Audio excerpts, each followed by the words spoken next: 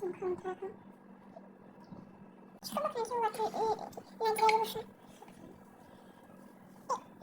Kalitesiz yapacak. Sen ulan nasıl yorulmadın?